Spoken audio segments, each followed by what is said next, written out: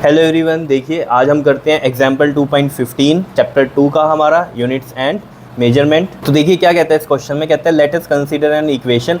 ये इक्वेशन दी हुई है आपको, half M V square is equal to में क्या लिखा हुआ है, एम जी एच लिखा हुआ है, where M is the mass of the body, V its velocity, G is the acceleration due to gravity and H is the height. ठीक है, तो ये सबके बताया हुआ है इसने कि क्या क्या है हमारे पास, एम क्या है इसमें, वी क्या है, यहाँ एच क्या है, जी क्या है। ठीक है, चेक क्या करना है, whether this equation is dimensionally correct.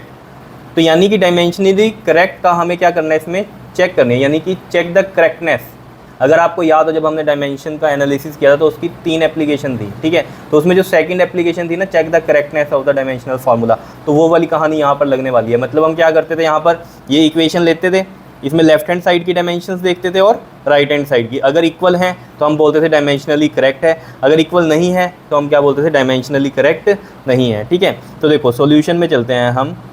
तो हम यहाँ किस तरीके से लिखते हैं इसके अंदर कि जो डायमेंशंस हैं लेफ्ट हैंड साइड की वो क्या हैं, तो हम किस तरीके से लिखेंगे यहाँ पर बताओ। द डायमेंशंस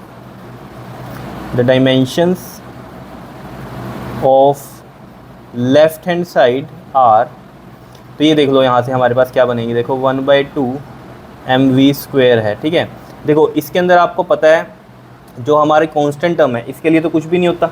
ठीक है ना, और यही इसकी क्या है, लिमिटेशन भी है यहाँ पर कि हम कांस्टेंट वैल्यू को पता नहीं कर सकते यहाँ पर कि क्या होगी। ठीक है ना बात, तो ये चीज़ आपको अभी अगले क्वेश्चन में भी समझ में आएगी।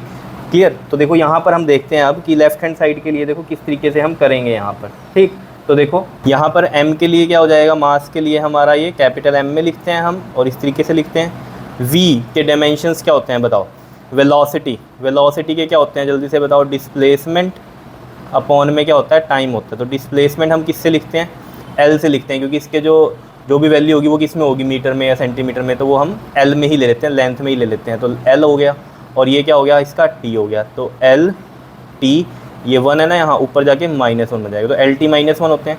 तो LT -1, लेकिन इसका क्या है यहाँ पर स्क्वायर भी है, तो ये स्क्वायर कर दिया हमने। ठीक है, तो देखो क्या बनेगा, ML अब क्या हो जाएगा, स्क्वायर है तो बताओ किस तरीके से लिखेंगे हम, L स्क्वायर हो जाएगा ना, तो L2 और T का माइनस, मतलब यहाँ L1 था ना, 1 × 2 2 हो गया, T का वैल्यू क्या है -1 इंटू में ये 2 है बाहर। ठीक है ना, तो -1 × 2, तो T माइनस का 2 हो जाएगा। ठीक है ना, पावर ऐसे मल्टीप्लाई हो जाती है ना, तो ये आ गया हमारे पास। ठीक है, तो ये जो लेफ्ट हैंड साइड की डायमेंशन आ रही है वो ये आ रही है हमारे पास। ठीक, अब हम क्या करेंगे, द डायमेंशंस ऑफ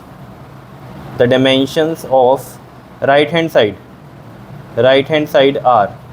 तो राइट हैंड साइड क्या है हमारी, mgh है। तो देखो mgh के लिए क्या हो जाएगी, देखो मास के लिए तो m कैपिटल, g उसने बताया था हमें एक्सेलरेशन ड्यू टू ग्रेविटी होती है।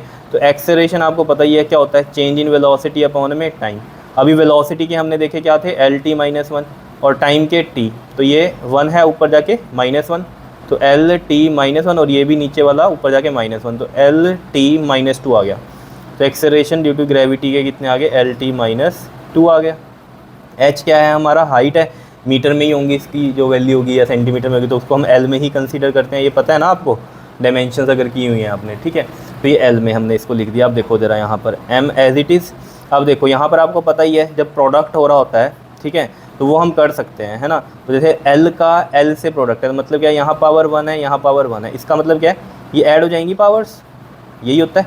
ठीक है ना, तो L कितना हो जाएगा हमारे पास, यहाँ 2 बन जाएगा। देखो ना, पावर्स ऐसे है, मान लो A की पावर 2 है और एक है दूसरा हमारे पास A की पावर 3। ठीक है, तो अब यहाँ पर हम आंसर कैसे लिखेंगे, इनका पावर ऐड हो जाती है, प्रोडक्ट में पावर ऐड हो जाती है, तो 2 + 3 कितना आ जाएगा, 5 आ जाएगा। समझते हो ना, ये मल्टीप्लाई ना कर देना पावर्स के ऊपर।